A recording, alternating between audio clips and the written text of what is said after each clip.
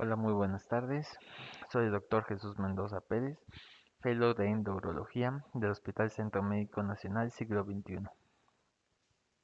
El día de hoy voy a continuar hablándoles acerca de la historia y les voy a hablar acerca de la evolución de la endourología. La endourología alta. Una de las áreas donde más se ha desarrollado este método es en el tratamiento de la litiasis urinaria, utilizando técnicas endoscópicas donde el porcentaje de éxito para cálculos ureterales es de 95% y para cálculos ureterales altos sobre el 90%. Esta técnica también se utiliza para tratar tumores de la vía urinaria superior.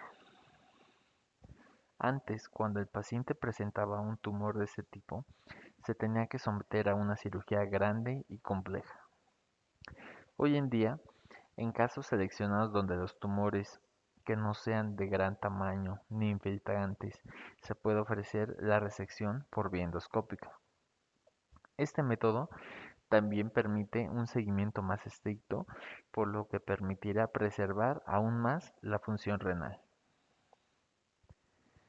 Hablando un poco acerca de la ureterorenoscopía, podemos mencionar que la historia de la ureterorenoscopía comienza en 1979, la cual es una técnica de tipo endoscópica que se utiliza para tratar cálculos de las vías urinarias superiores, que contemplan uréter y riñón, extracción de cuerpos extraños, intraureterales o renales, resolución de estenosis, diagnóstico de hematurias y tratamiento endourológico de tumores uroteriales muy seleccionados.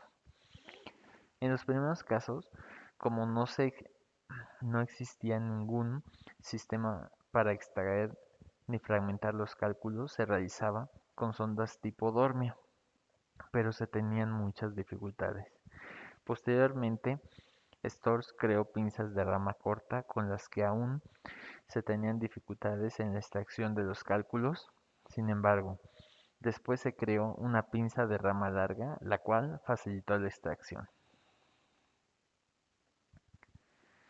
Posteriormente vinieron los diferentes tipos de energía, como la electrohidráulica, que era muy efectiva, pero que si no se era extremadamente cuidadoso, producía muchas lesiones, perforaciones del uréter, así como también provocaba propulsión del cálculo al riñón.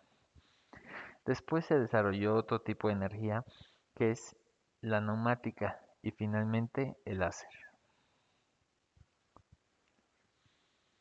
El calibre de los ureteroscopios fue descendiendo y hoy en día tenemos ureteroscopios de calibre 7 French que nos permiten una entrada al uréter prácticamente atraumática.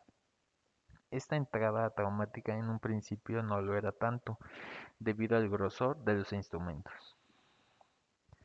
Así como también se crearon las bombas de irrigación para facilitar aún más la entrada del ureteroscopio, así como la visión basada en el modelo de la artroscopía.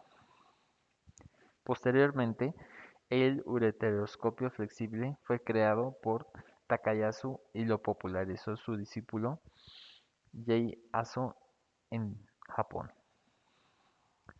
En aquel momento la operatividad de la ureterorenoscopia rígida frente a la flexible era muy superior y también la visión. Progresivamente, la visión de la ureterorenoscopia flexible ha ido mejorando de forma muy importante y gracias a las nuevas tecnologías láser, la operatividad.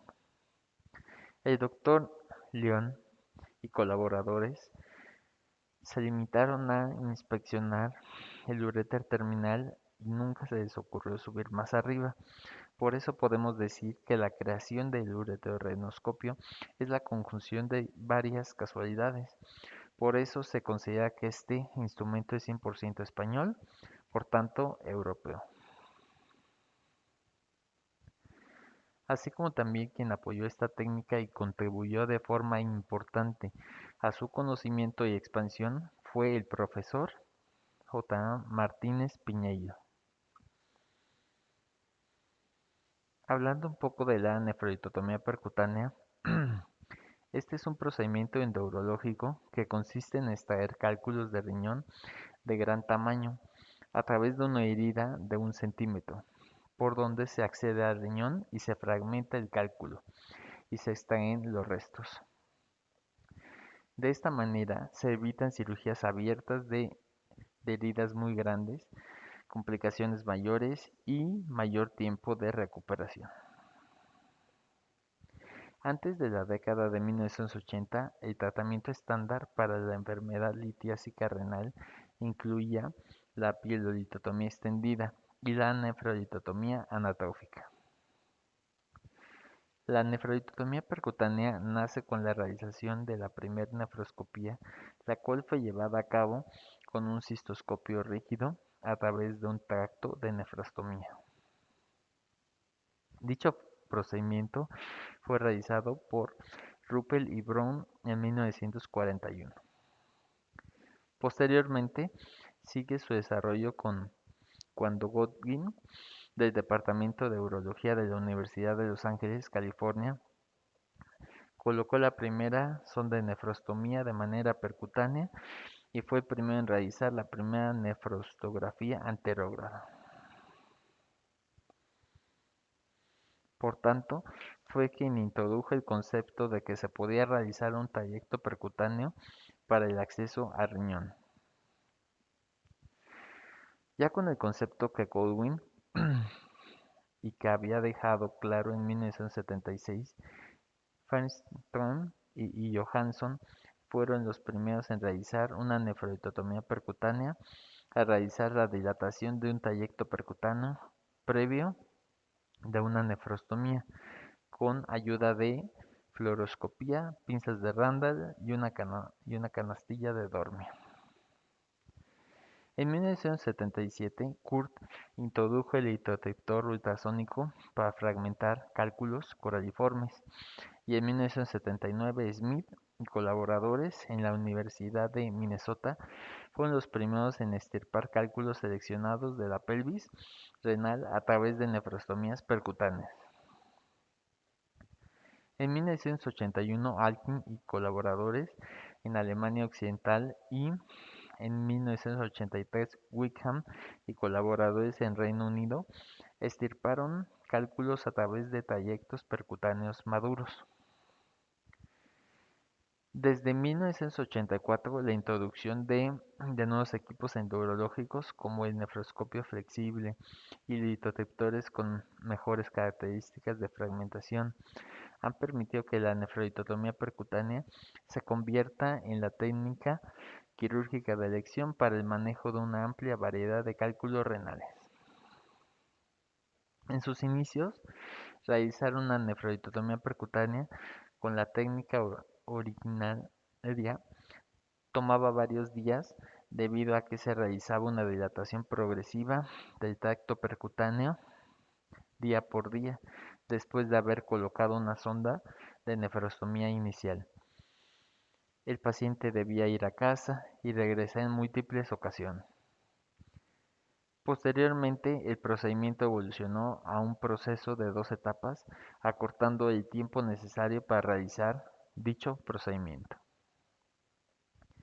En la primera etapa se colocaba una sonda de nefrostomía por un radiólogo y posteriormente en una segunda etapa se dilataba el trayecto y se extraían los cálculos por el urólogo. El procedimiento evolucionó hasta convertirse en un procedimiento de una sola etapa, como lo conocemos en la actualidad.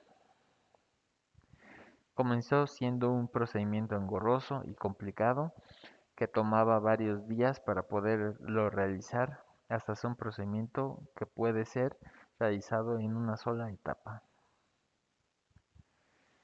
Hablando un poco de la historia y evolución de las posiciones para realizar una nefrolitotomía. La nefrolitotomía en posición de cúbito prono se ha considerado la principal para el acceso percutáneo al riñón durante los últimos 25 años, mientras que la posición supina de Valdivia ha comenzado recientemente a ganar aceptación, aunque fue descrita originalmente en la década de 1980. Más recientemente, la posición supina Valdivia-Galdacao modificada fue descrita. Hablando un poco de la historia y evolución del arco en C, en un principio se aprovecharon los recursos disponibles el arco en C de una fluoroscopía de los quirófanos de traumatología. Hoy en día no existe ninguna excusa para que el servicio de urología, por humilde que sea, no disponga de un arco en C, el cual es un elemento indispensable para la urología moderna. Hablando un poco acerca de la historia y evolución de la litotricia extracorpórea, la introducción de la litotricia extracorpórea en 1984 revolucionó el tratamiento de los cálculos renales con tasas libres de cálculo hasta en un 92%, como monoterapia en cálculos con una superficie menor a 500 milímetros cuadrados, mientras que para los cálculos con un área mayor a 500 milímetros cuadrados, la tasa libre de cálculo disminuiría a 63%.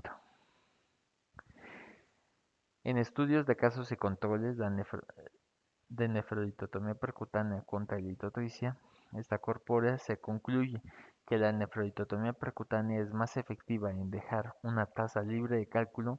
Sin embargo, estos resultados dependían del tipo de cálculo, su tamaño, su localización, así como el tipo de la máquina de litotricia utilizada. Muchas gracias por su atención. Espero que les haya gustado esta charla.